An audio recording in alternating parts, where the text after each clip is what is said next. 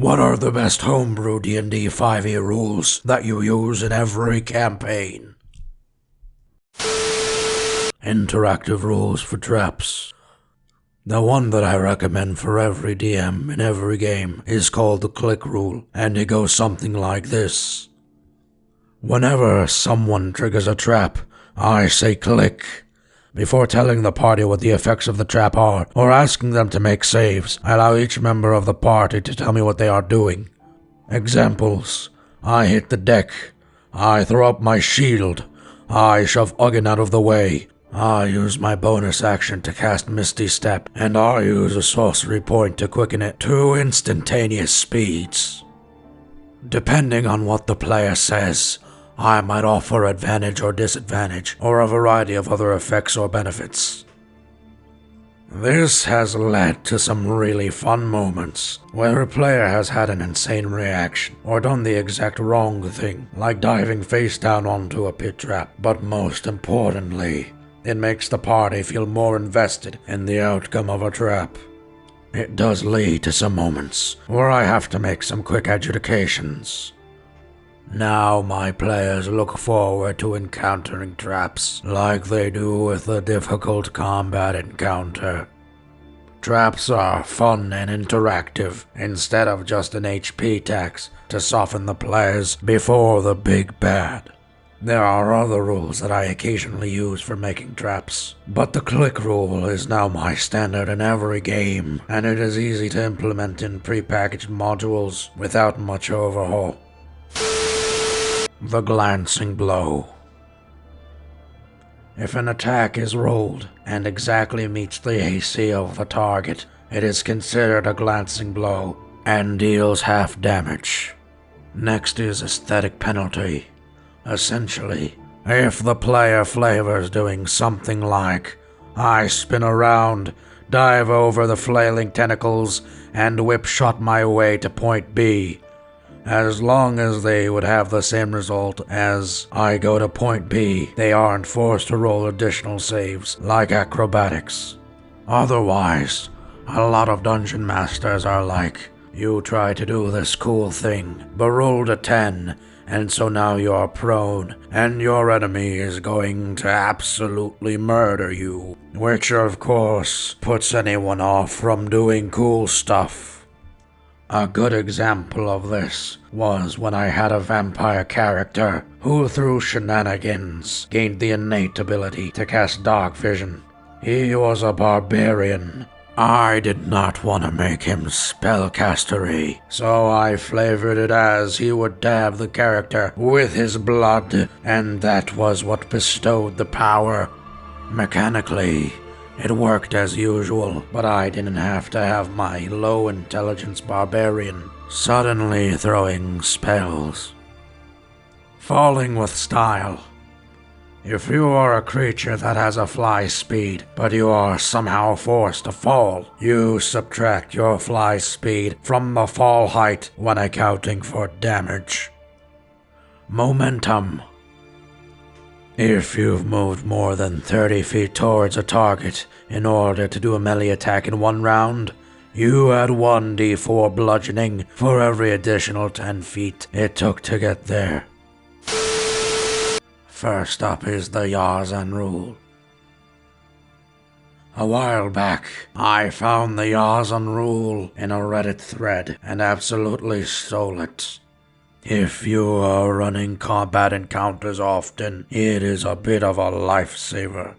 It basically gives you +1 to your next attack or save if you declare your action within the first 3 seconds of your turn.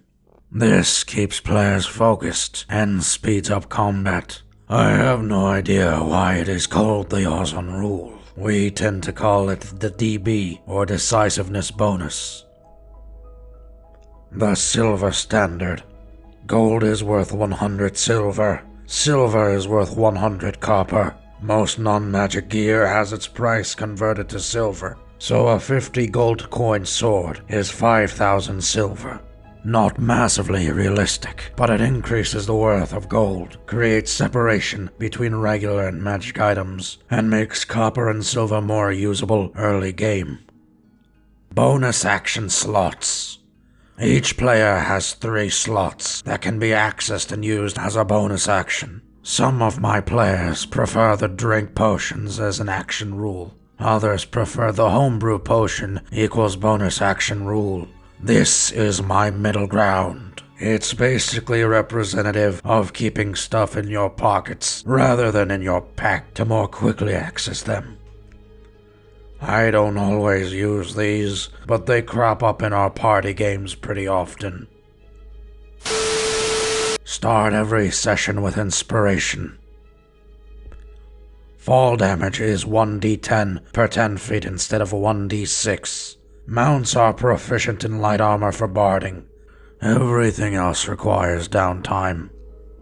You can use inspiration to do something your character normally wouldn't be able to do mechanically, but seems feasible physically, such as duck out of the way of a fireball, or to a nearby total cover, or attack a specific point on an enemy's body for a condition or effect in addition to normal damage. Every time a player lasts through an entire story arc, they gain a point of plot armor where the player may say a sentence and it becomes canon in the world. Animals may wield weapons if they gain the proficiency. You can cast a spell of a 3rd level or lower on the same turn you casted a spell that was not a cantrip if you take a point of exhaustion. You can build things in a 5-foot increment per every 4 hours, depending on your check and the DC of the materials, instead of years. Critical successes or extreme passing of the DC shorten the time in increments of half.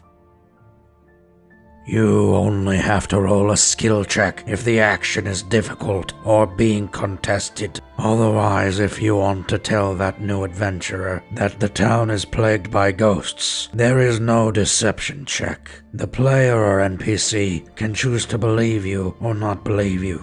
If they want to check the information with others, they can just ask. No check required. If you are curious why the person is telling you this, well, that's where insight rolls come in. Want to convince someone of something that they suspect or know is most likely incorrect. That's where your deception score comes in. Monsters can go on the same turn, and all of them can take reactions to an action you did if you miss. This is still limited to 1 per turn, unless I want more flavor, in which case the monster has a trait that gives him more reactions, so long as it is to different triggers. Campfire stories. Whenever the players decide to camp outside and take a long rest, roll a dice, and the player you randomly assigned on the dice must tell a quick story about a question which is asked to the group during the camping. Let's say you roll a 1d6, as there are 6 players at the table, and get a 4. While you rest your legs and kick back by the fire, you start to reminisce. Aaron, how did your character come to join his church and become a paladin of your god? Explain in detail. The better the narration, the better the chance for a cool temporary blessing, such as temporary hit points, regaining an extra hit die, gaining +1 to your next attack, etc. The goal here is to kill some minutes so long as it is going smoothly and the rest does not need a combat encounter. It opens up storytelling and people start making shit up and adding it to the character's backstory. It also makes them care more about the characters and the team's characters. If I read the room and feel they don't feel like doing it, I'll roll a random event, like an old man appearing from the woods, sitting down, saying nothing, eating s'mores, then leaving in 3 hours. Anyone who tries to attack him notices their weapon slowly starts disintegrating as soon as they have the idea, until they decide not to. Or my favorite, you hear a growl in the woods while your party sleeps, and you take watch. 2 butterflies are mating, and a small cat is purring while watching their pretty colors move about in the air. It seems utterly fascinated by this butterfly act, and you watch it pull out a book from nowhere and start jotting down notes. Whenever my players roll a natural 20 or a 1, I have them keep track of the attack, skill, or check that they made. After 3 natural 20s in that particular area, they can add a permanent +1 bonus to future rolls in that particular field. While the bonus is minor, the story aspect of this rule has sometimes changed how players use their characters. I had a rogue whose short swords always came up to a 1, and he switched away from bladed weapons entirely. Desperate, he used a mace, and rolled enough 20s that the mace became his favorite weapon, so much so that he stole an enchanted mace from a cleric. I had a cleric that would roll survival checks even though he was not proficient, but kept coming up with natural 20s. It happened so often enough that we upped his skill to proficient. A fighter could not roll perception checks to save his life, one after one after one. He roleplayed the penalty well enough that his party realized he was nearsighted and actually went on a side quest to find him glasses. Number 6. My personal favorite is the sleep check. Every morning, after all encounter checks are made and resolved, just before my party wakes up, I have each character roll a 1d4. The result tells them how well they slept. On a 1 they tossed and turned all night. On a 4 they slept like a baby. This has no mechanical impact, except that I record each time a character rolls a 1 or a 4. Whenever any character rolls a 1, 3 nights in a row, they take 1 level of exhaustion. They have some sleep debt they need to take care of. Whenever any character rolls a 4 3 nights in a row, they get inspiration. They are feeling relaxed, refreshed, and ready to take on the world. There is only one constant homebrew rule I always apply to my campaigns, which I have noticed is growing in popularity among other DMs, and that is the sane magic item prices rule. It gives straight up prices for most all of the individual magical items in D&D, unlike the DMG that gives ridiculous ranges, like 5,000 to 50,000 for all rare items. I don't know about you, but I hate having to arbitrarily pick a number for an item a player requests, and then having to deal with them bitch about how my price is unfair. And I especially despise being on the other end of the spectrum as a player.